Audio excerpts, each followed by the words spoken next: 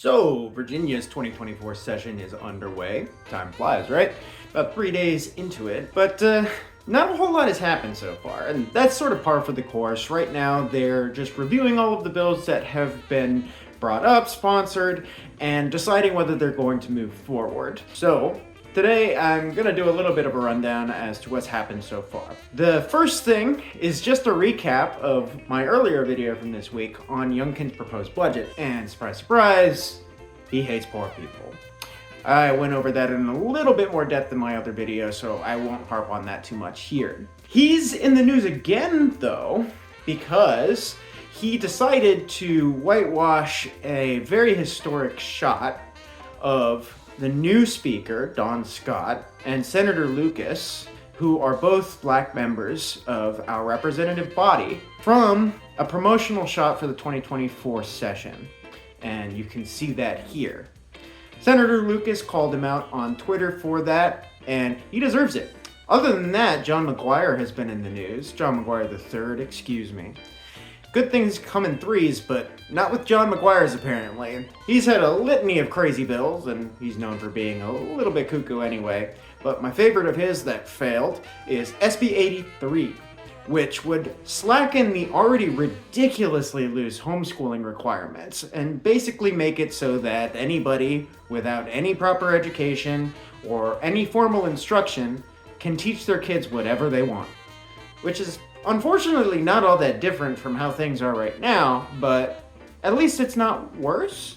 Another of our beloved John III's favorite bills is SB 604, which would make it illegal to boycott Israel.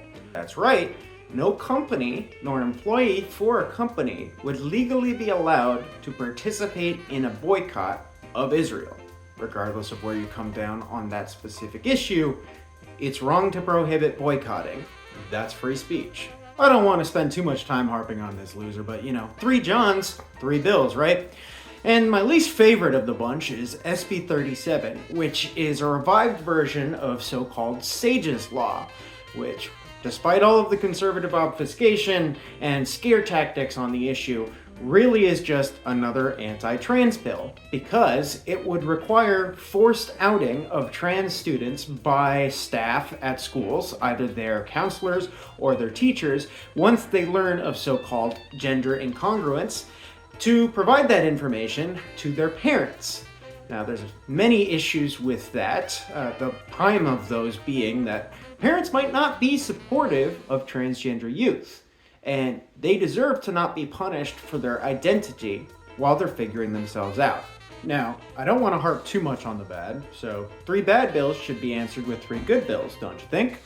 Well, the first of those is SB 104, introduced by powerhouse Senator Louise Lucas, who, if you recall, was removed from Glenn Youngkin's session announcement photo. SB 104 would require that public school teachers be compensated at or above the national average, which is currently only aspirational.